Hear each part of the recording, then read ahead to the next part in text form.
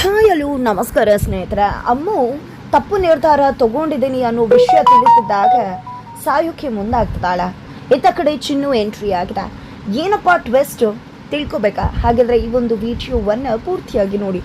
ಇಲ್ಲಿ ಅಮ್ಮ ಕಲಾ ಮನೆಯಲ್ಲೆಲ್ಲ ಅಮ್ಮನ ಹುಡುಕ್ತಾರೆ. ಕಾಣಿಸ್ತಾ ಇದ್ದಾಗ ಯಜಮಾನ್ರಿಗೆ ಹೇಳ್ತಾರೆ, ಸೂರ್ಯಕಾಂತ್ ಕುಸ್ತು ಹೋಗ್ತಾರೆ, ಎಲ್ಲ ಕಡೆ ಹುಡುಕ್ತಿದ್ದಾರೆ. ಕೊನೆಗೂ ಇಲ್ಲಿ ಅಮ್ಮ ಯಾವುದೋ ಹುಡುಗನ ಜೊತೆ ಕಾರ್ ಹತ್ಕೊಂಡು ಹೋಗಿದ್ದನ್ನು ನಾನು ನೋಡಿದೆ. ಲಗೇಜ್ ಕೂಡ ಅವಳ ಜೊತೆ ಇತ್ತು ಅನ್ನೋದನ್ನು ಅವ್ರ ಮನೆ ಕೆಲಸದವರು ಹೇಳ್ತಿದ್ದಾಗೆ ಕುಸ್ತು ಹೋಗ್ಬಿಡ್ತಾರೆ. ಸೂರ್ಯಕಾಂತ್, ನೀನು ಯಾವಾಗಲೂ ಪ್ರೀತಿ ಮಾಡಬೇಡ ಅಂತ ರೆಸ್ಟ್ರಿಕ್ಟ್ ಮಾಡಿದ್ರಿಂದಾನೆ ಇವತ್ತು ಅಮ್ಮ ಓಡೋದು ಅಂತ ಅಜ್ಜಿ ಹೇಳಿದ ತಕ್ಷಣ ಕೆಂಡಾಮಂಡಲ ಆದಂಥ ಸೂರ್ಯಕಾಂತ್ ಅವಳು ಎಲ್ಲೇ ಇದ್ರು ಎಳ್ಕೊಂಡು ಬನ್ನಿ ಅಂತ ಹೇಳ್ತಿದ್ದಾರೆ.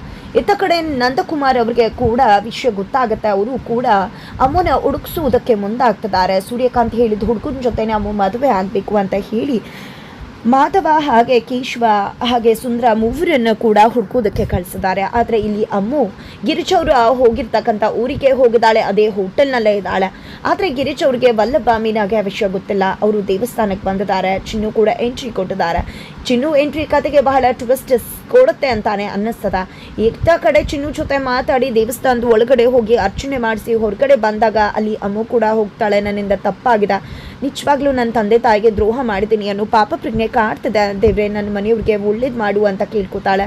ನಂತರ ಅತ್ತೆ ಇಟ್ಟಿದ್ದ ಕುಂಕುಮವನ್ನೇ ಹಚ್ಕೋತಾಳೆ.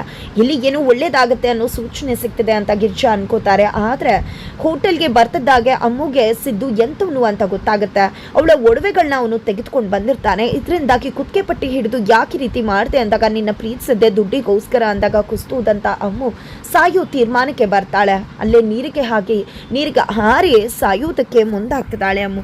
ಹಾಗಿದ್ರೆ ಇಲ್ಲಿ ಅಮ್ಮನ ಕಾಪಾಡೋದಕ್ಕೆ ಚಿನ್ನು ಮತ್ತೆ ವಲ್ಲಭ ಎಂಟ್ರಿ ಕೊಡ್ತಾರ. ಅಮ್ಮನ ಕಾಪಾಡೋದು ಯಾರು, ಯಾವ ರೀತಿ ವಲ್ಲಭ ಮತ್ತೆ ಅಮ್ಮು ಮದುವೆ ಆಗತ್ತೆ ಅನ್ನೋದನ್ನ ತಿಳ್ಕೊಬೇಕು ಅಂದ್ರೆ ಮುಂದಿನ ವಿಡಿಯೋಗೋಸ್ಕರ ವೇಟ್ ಮಾಡೋದನ್ನ ಯಾವುದೇ ಕಾರಣಕ್ಕೂ ಕೂಡ ಮರಿಬೇಡಿ.